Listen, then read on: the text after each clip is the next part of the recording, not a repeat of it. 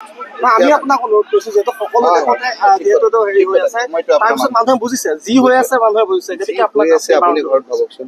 ৰাতি মই পৰিয়ালটোক ভাগৰে জোগৰে গৈ পেলাই শুই থকা অৱস্থাত ১:৩০ ২টাত যদি তেনেকুৱা অৱস্থা মোৰ জীৱনতো হোৱা নাই তেনেধৰণৰ কথা আমাৰ এইখিনি জেগাত তেনেকুৱা নহয় আজি কি হৈছে কিয় এইবিলাক উদগনি জনাইছে যদি প্ৰথমেই যদি আপোনাৰ শিৱামণি বৰাৰ ঘৰটো আমাৰ যিটো গাড়ী সেইটোৱে যদি একশ্যন হ'লহেঁতেন এইটো মানে এনেধৰণৰ আজি আৰু যোৱাকালি জানে কি কৰিছে মই আপোনাক এতিয়া দেখাম যোৱাকালি মুখ্যমন্ত্ৰী ডাঙৰীয়াই সকলো পৃথিৱীৰ নিয়ম কানুন ভাঙি তেওঁ নিজে কেম্পেইন কৰিছে যোৱাকালি নিৰ্বাচনী বিধি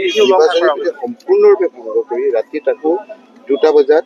তেওঁ এজন মানুহ পঠিয়াই দিছে কেনেকৈ ঘৰৰ পৰা ওলাই তেওঁ গৈছে তেওঁ যিটো কৰিছে এইফালে তেওঁ পূৰা এজেঞ্চি লগাই বিভিন্ন অফিচাৰ লগাই বিভিন্নজনক ঘৰ ৰেড কৰিছে আৰু ইফালে আপোনাৰ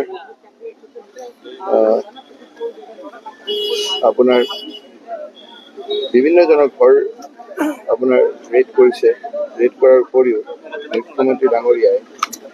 আপোনাৰ ৰাতি এটা বজাত তেওঁ ভিডিঅ' কল কৰি কেম্পেইন কৰিছে যে এইটো চবতে ওলাইছে এইটো মই আপোনালোকক দেখাই দিম এইটো ভিডিঅ' কল কৰি তেওঁলোকে মুখ্যমন্ত্ৰী ডাঙৰীয়াই আজি আপোনালোকে সকলোৱে ওলাবই আৰু মই কালি এই ঘটনাটোৰ পিছত মাননীয় মুখ্যমন্ত্ৰী ডাঙৰীয়া মই নিজেই ২টা বজাত এটা ৰিকুৱেষ্ট কৰিছোঁ যে মোৰ ঘৰত থকা এই কথাটো অকণমান আপুনি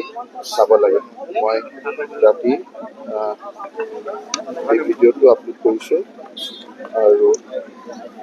২:২৬ এইজন মুখ্যমন্ত্ৰী ছ'চিয়েল মিডিয়া নহয় মই নিজৰ হোৱাটছএপত নিজৰ পাৰ্চনেল নাম্বাৰত মই কৈছোঁ যে ২:২৬ গতিকে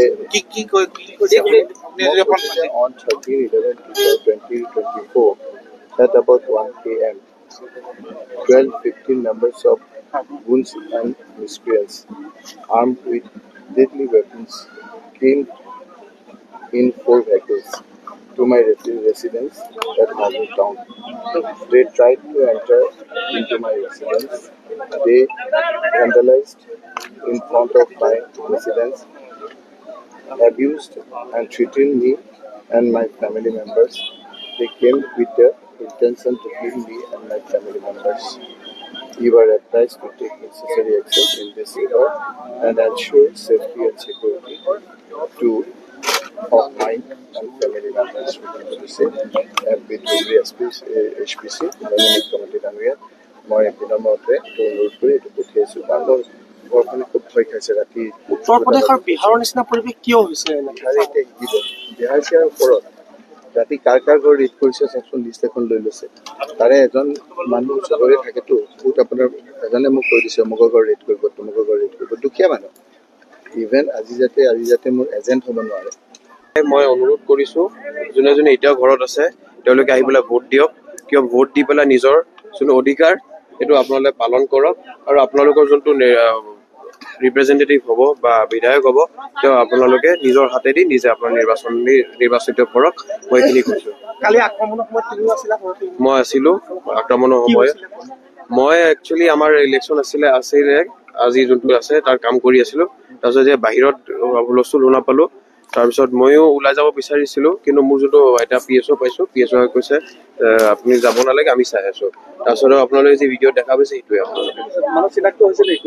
মানুহ চিনাক্ত হৈছে আমি ইতিমধ্যে নগাঁও সদৰ থানাত আমি এটা FIR দি আহিছোঁ তাৰ নাম আছে আপোনালোকে FIRখন যদি বিচাৰি আপোনালোকে সদৰ থানাত যায় FIRখন পাব আপোনালোকে নামকেইটা পাব নামকেইটা তাত উল্লেখ কৰা আছে তাৰপিছত আপোনালোকে কি ব্যৱস্থা আইনৰ ওপৰতো আমাৰ বিশ্বাস আছে আইনে যি ব্যৱস্থা ল'ব আমি স্বাভাৱিক যিটো ঘটনা হৈছে তাৰ কাৰণে কংগ্ৰেছক সমানে দেয় নেকি কংগ্ৰেছৰ বিধায়কক মাৰিছে মই নিজে কেণ্ডিডেটৰ মোৰ গাড়ী ভাঙিছে তাৰপিছত আমাৰ বিধায়ক 10জনৰ গাড়ী ভাঙিছে আমাৰ বিভিন্ন কৰ্মীৰ ওপৰত অত্যাচাৰ চলাইছে বিভিন্ন গৰু চুৰ কেছত লগাইছে বিভিন্ন কেছত লগাইছে এইবিলাক কেছ কি হয় একো নহয় ন তেওঁলোকে যোনে একো আমাৰ এটা জিপিৰ যোনটো মানুহ হয় বেলেগ এটা জিপিৰ পৰা মানুহ উঠাই আছে সেইটো কিবা কথা হ'ল নেকি উইদাউট চাৰ্চ ৱাৰেণ্ট এতিয়া যেতিয়া এৰেষ্ট ৱাৰেণ্ট লাগে ন এৰেষ্ট ৱাৰেণ্ট লাগে না আপোনালোকে সুধিছো মই এই ৱাৰেণ্ট নেদেখাও বোলে আনে